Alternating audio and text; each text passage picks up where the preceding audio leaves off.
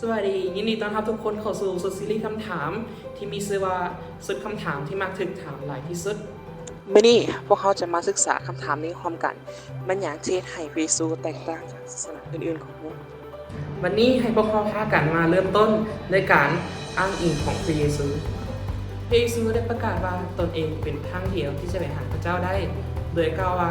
เฮานี่แหละเป็นทางนั้นเป็นความจริงและเป็นชีวิตบ่มีผู้ใดมาถึงพระบิดาได้นอกจากมาทางเขา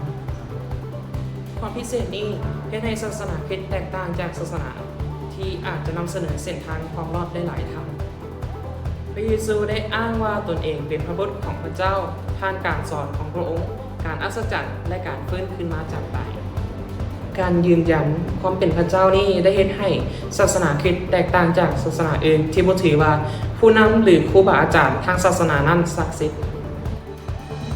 พระคัมภีร์เดิมของพระคัมภีร์ไบเบิลได้บอกล่วงหน้าถึงรายละเอียดเฉพาะเกี่ยวกับการเกิดการมีชีวิตและการฟื้นขึ้นมาจากตายของพระเยซู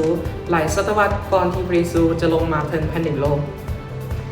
ดังที่พระคัมภีร์เอสยาห์บทที่9ข้อที่6ได้กล่าวไว้ว่ามีเด็กน้อยผู้หนึ่งได้เกิดมาให้พวกเขามีลูกชายผู้หนึ่งถูกมอบหมายให้พวกเขา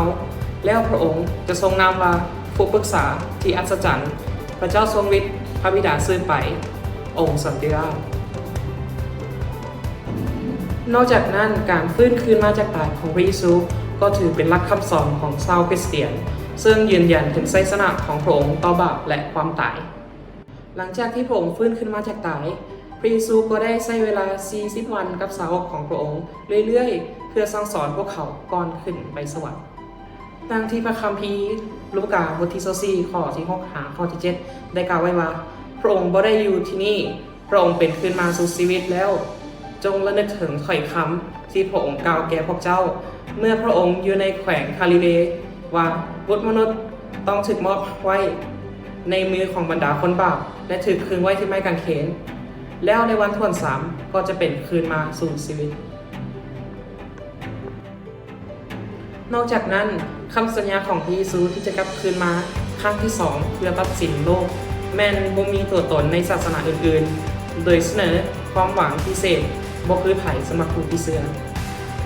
พระคัมภีร์มัทธิวบทที่16ข้อที่17เน้นหนักถึงเรื่องนี้โดยกล่าวว่าพระบุตรมนุษย์จะมาปรากฏด้วยสง่าราศีแห่งพระบิดาเจ้าของพระองค์พร้อมด้วยฝูงเทวดาของพระองค์เมื่อนั้นท่านจะให้บำเหน็จแก่ทุกคนตามการกระทำของตนโดยสรุปแล้วการสำรวจข้ออ้างอิงของพระเยซูสามารถมีผลกระทบอย่างลึกซึ้งในระดับส่วนบุคคลการประกาศตนของพระเยซูที่ว่าพระเยซูเป็นเส้นทางเดียวสู่พระเจ้าได้ทำเอาความชัดเจนและจุดประสงค์มาสู่ชีวิตของพวกเขาการทำผู้ตัวตนอันศักดิ์สิทธิ์ของพระเยซูในฐานะเป็นพระบุตรของพระเจ้าเฮ็ดให้เกิดความมั่นใจในความรักและการยอมรับที่บ่มีเงื่อนไขของพระเจ้า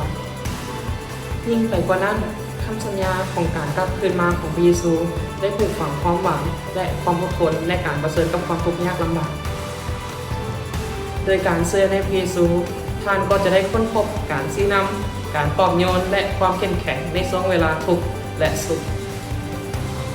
ขอให้พระเยซูย่างไปเคียงข้างทางทั้งหลายโดยการให้ความปลอบโยนการชี้นำและการสนับสนุนอันบ่มีที่สิ้นสุดขอบใจที่รับชมถ้าท่านมีคำถามเพิ่มเติมท่านสามารถแสดงความคิดเห็นของท่านลงข้างลุงนี้ได้